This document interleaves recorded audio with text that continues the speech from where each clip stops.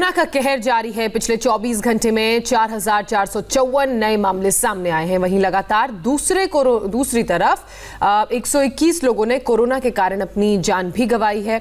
Corona के बढ़ते मामलों के बीच कई राज्यों में नाइट कर्फ्यू तक लगा दिया गया है। कई राज्यों में शादी या किसी भी धार्मिक कार्यक्रमों पर बैन लगा दिया गया है। देश में एक बार फिर से कोरोना प्रचंड प्रहार कर रहा है। सबसे ज्यादा खराब हालत दिल्ली की है। पिछले 5 दिनों से तो रोजाना 100 से ज्यादा लोगों की मौत हो रही है। केंद्र सरकार भी दिल्ली में कोरोना को काबू करने के लिए दिमाग दौड़ा रही है, लेकिन सवाल यह है कि दिल्ली में कोरोना से हालात इतने क्यों बिगड़े? कोरोना के इस विस्फोट का मुजरिम कौन है?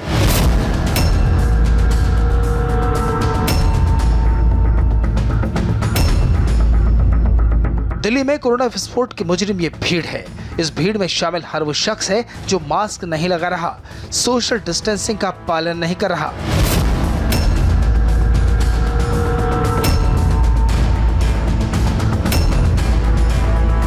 इस तरह की लापरवाही का नतीजा क्या हो रहा है वो भी जान लीजिए। दिल्ली के कब्रिस्तान में दफनाने के लिए जमीन कम पड़ रही है। इस वक्त हम शास्त्री पार्क के कब्रिस्तान में हैं और कब्रिस्तान की तस्वीर कुछ ऐसी है कि यहाँ कब्रों की कतार लगी है और इस कब्रिस्तान में स्थान नहीं बचा है। अगर आप इधर देखेंगे तो यहाँ जेसीबी काम कर रही है और ये जेसीबी यहाँ मौजूद कब्रों को हटा रही है। आपको बता दें कि इस प्रक्रिया को मिट्टी पलटी कहा जाता है। और देखिए ये नासिर का डेथ प्लेट है, या कहें कि उनकी कब्र पर लिखी थी। उनको 26/11/2019 को उनकी डेथ हुई थी, लेकिन अब उनकी कब्र के ऊपर लगा ये हटा दिया गया है। कब्र समतल की जा रही है ताकि यहाँ जो लोग दफनाने के लिए लाए जा रहे हैं उनके लिए जगह उपलब्ध करवाई जा चुके। पिछले 24 घंटे में 4454 मामले सामने आए हैं। लगातार 5वें दिन 100 से ज्यादा लोगों की मौत हुई है। पिछले 24 घंटे में कोरोना से 121 लोगों ने दम तोड़ दिया है। लगभग हर घंटे 5 लोगों की मौत दिल्ली में हो रही है।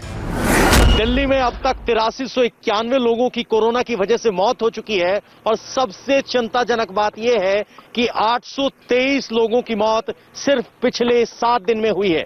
यानी कुल मौत में से लगभग 10% मौत सिर्फ पिछले 7 दिन में हुए हैं। कोरोना संक्रमण की रफ्तार और पलटवार देश के लिए चिंता का सबब बना हुआ है। कोरोना फिर डराने लगा है। दिल्ली समेत देश भर में लगातार कोरोना गंभीर हो रहा है।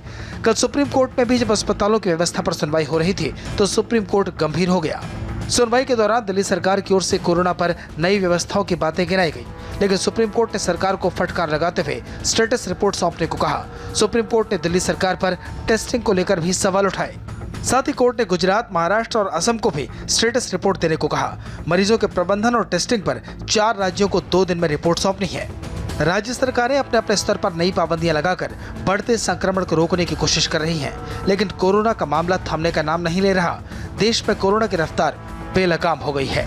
पिछले 24 घंटों में कोरोना संक्रमण की बात करें तो दिल्ली में 4454 नए केस सामने आए, जबकि 121 लोगों की मौत हुई। महाराष्ट्र में 4153 केस सामने आए और 30 लोगों की मौत हुई। केरल में 3757 नए केस आए, 22 लोगों की मौत हुई। पश्चिम बंगाल में 3557 नए केस मिले और 47 लोगों की जान गई। और राजस्थान में सोमवार को 3232 केस आए और 18 लोगों की मौत हुई। लगातार बढ़ रहे कोरोना संक्रमण के मामलों ने केंद्र और राज्यों की मुश्किलें बढ़ा दी हैं।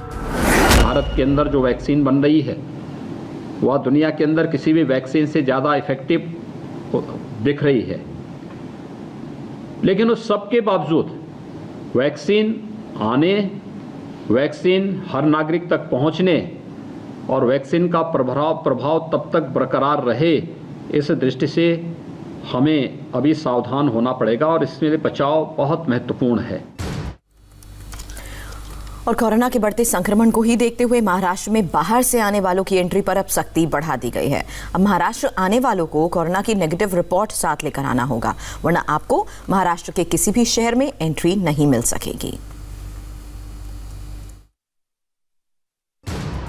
देश में एक बार फिर महाराष्ट्र में प्रवेश करने के पहले RT-PCR का निगेटिव रिपोर्ट बताना पड़ेगा।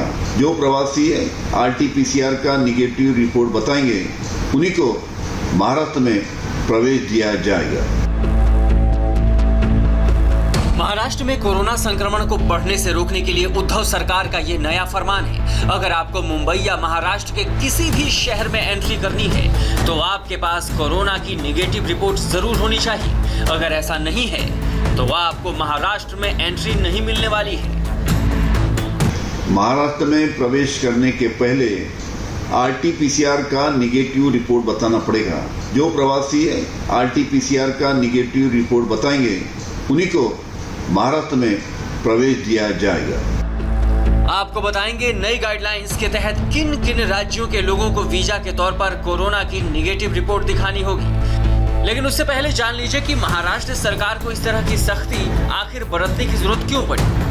वायरस संक्रमण के शुरुआती दौर में देश का कोरोना कैपिटल रहे महाराष्ट्र में पिछले कुछ दिनों से कोरोना संक्रमण फिर से बढ़ने लगा है। 24 घंटे में 4153 नए केस सामने आए हैं, जबकि 30 लोगों की कोरोना से मौत हो गई है। पिछले एक हफ्ते के आंकड़ों की बात करें तो आपको समझ आ जाएगा कि किस तेजी से महाराष्ट्र में कोरोना संक्रमण बढ़ रहा है।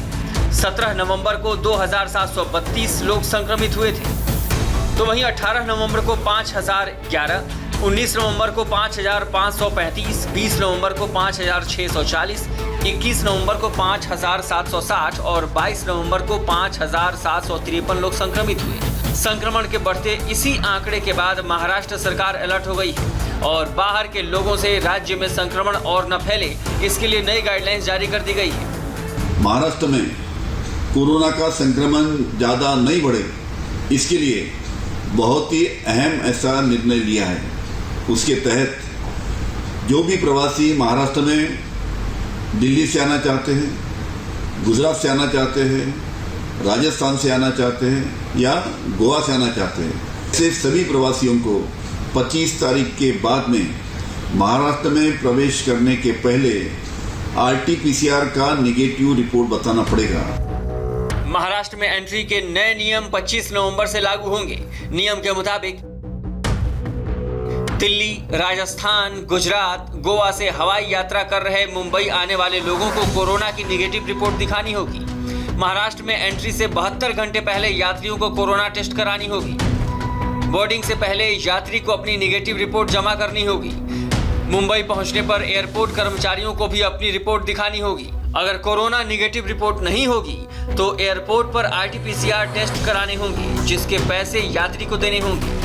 टेस्ट निगेटिव होने के बाद ही यात्री को घर जाने की इजाजत होगी। अगर किसी की रिपोर्ट पॉजिटिव आती है तो नियमों के मुताबिक यात्री को अपने खर्च पर इलाज कराने के लिए कोविड सेंटर जाना होगा।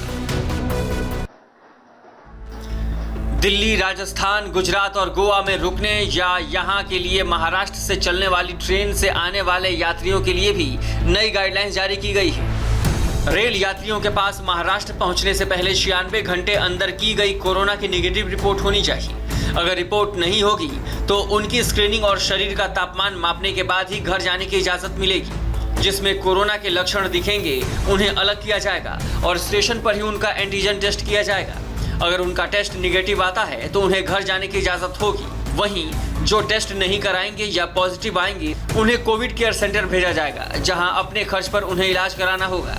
सड़क मार्ग से कोरोना प्रभावित राज्यों से महाराष्ट्र में आने वालों के लिए भी नियम बनाए गए हैं। राज्य की सीमा पर लक्षण और बुखार की जांच होगी। जिनमें लक्षण नहीं होंगे उन्हें आगे जाने दिया जाएगा। जिनमें लक्षण होंगे उन्हें वापस घर लौटने का विकल्प दिया जाएगा। जो लक्षणों के बाद भी अंदर आना चाहते हैं उन्हें एंटीजन टेस्ट कराना होगा। जो टेस्ट नहीं कराएंगे या कोरोना पॉजिटिव पाए जाएंगे उन्हें कोविड केयर सेंटर भेजा जाएगा, जहां उन्हें अपने खर्च पर इलाज कराना होगा। पहले की घटनाओं से सीख लेते हुए महाराष्ट्र सरकार ने बाहर से संक्रमण को रोकने का इंतजाम कर लिया है, लेकिन अब राज्य सरकार को लोगों की लापरवाही की वजह से अंदर फैल रहे संक्रमण को रोकने का सख्ती से इंतजाम भी करना होगा। और आगे बढ़ने से पहले आपको बता दें कि सुबह 7:57 पर योग गुरु स्वामी रामदेव के साथ देखिए कैसे 7 दिन